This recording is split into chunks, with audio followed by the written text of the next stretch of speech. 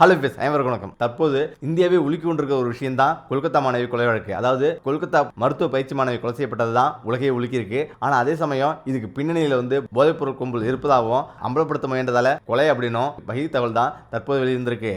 மேற்கு வங்க தலைநகர் கொல்கத்தாவில் நடந்த சம்பவம் தான் பெண் மருத்துவர் பலாத்காரம் செய்யப்பட்டு படுகொலை செய்யப்பட்ட சம்பவம். அவரோட உடன் பணி செய்யும் சில மருத்துவர்கள் வகை தகவலை வெளியிட்டிருக்காங்க. கடந்த ஆகஸ்ட் 9ஆம் தேதி கொல்கத்தாவில் உள்ள ஆதிக்க மருத்துவமனையில மருத்துவ மாணவி முதுகலை பயிற்சி மருத்துவ மாணவி கொடூரமாக படுகொலை செய்யப்பட்டாரு. பலாத்காரம் செய்யப்பட்டு படுகொலை செய்யப்பட்டாரு. இந்த விவகாரத்தில் ஒருத்தர் கைது செய்யப்பட்டிருக்காரு. இருந்தாலும் அதே நேரத்தில் இந்த விவகாரத்தில் வேறு சிலருக்கும் தொடர்பு இருக்கலாம் அப்படின்னு கூறப்படுது. இதனால் தொடர்புடைய அனைவரையும் கைது செய்யப்பட வேணும் அப்படின்னு மருத்துவக் கல்லூரி மாணவர்கள் மட்டுமில்ல இந்தியா முழுவதும் பெரும் போராட்டம் அடிச்சிட்டு இருக்கு. கொல்கத்தா மாணவர்கள் சில மருத்துவர்கள் வேறு சில கருத்துக்களை முன்வைக்கிறாங்க. அதாவது பலாத்காரம் செய்யப்பட்டு படுகொலை செய்யப்பட்ட அந்த மாணவிக்கு போதை மருந்து கும்பல் குறித்த தகவல் எல்லாம் தெரிஞ்சிருக்கலாம் என்றும் இதன் காரணமாகவே அவர் குறிவிக்கப்பட்டிருக்கலாம் அப்படின்னும் தெரிவிக்கிறாங்க. முக்கியமா பெண் மருத்துவர் இரவு உணவு சாப்பிட்டு முடிச்ச உடனே ஓய்வெடுக்க செமினார் ஹாலுக்கு சென்றாரு. செமினார் ஹாலுக்கு சென்ற கொஞ்ச நேரத்திலேயே அவர் பலாத்காரம் செய்யப்பட்டு கொலை செய்யப்பட்டாரு. மேலும் அந்த மருத்துவ மாணவியின் டெரியில 36 மணி நேரம் தொடர்ச்சியாக வேலை செய்வது கடுமையான மன அழுத்தத்தை தருவதாகவும் குறிப்பிடப்பட்டிருக்கு.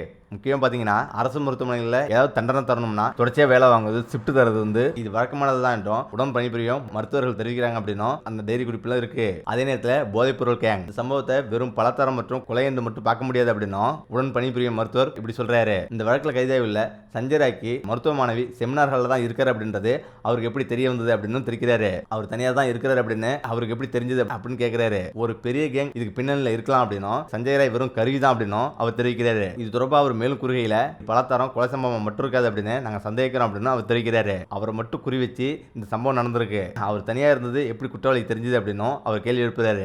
அதே போல பகீர் உண்மையும் வெளிவந்திருக்கு. அதே போல மற்றொரு சக மருத்துவர் சில விஷயங்கள் குறித்து கொலை செய்யப்பட்ட மருத்துவர் அதிகம் தெரிந்திருக்கலாம் அப்படின்னு தெரிவிக்கிறாரு. இங்கு போதைப்பொருள் கும்பல் இருப்பதா அதிகம் பேச்சு இருக்குது. அது குறித்த தகவலை அவர் அம்பலப்படுத்த முயற்சி செஞ்சிருக்கலாம். அதனால கூட இந்த குற்ற சம்பவம் நடந்திருக்கலாம் அப்படின்னு தெரிவிக்கிறாரு. இந்த வழக்கை தற்போது சிபிஐ விசாரிச்சுட்டு வர நிலையில குற்றம் நடந்த போது அந்த மருத்துவமனை முதல்வராக இருந்தவரிடம் விசாரணை தொடங்கியிருக்காங்க. முக்கியமா குற்றம் நடந்த அந்த இரவு அந்த முதல்வர் எங்கிருந்தாரு உட்பட பல கேள்விகளை சிபிஐ அவரிடம் விசாரிச்சுட்டு வருது. உடன் பணிபுரிந்த மருத்துவர்கள் ஊழியர்களிடமும் விசாரணை நடத்தப்பட்டு வருது.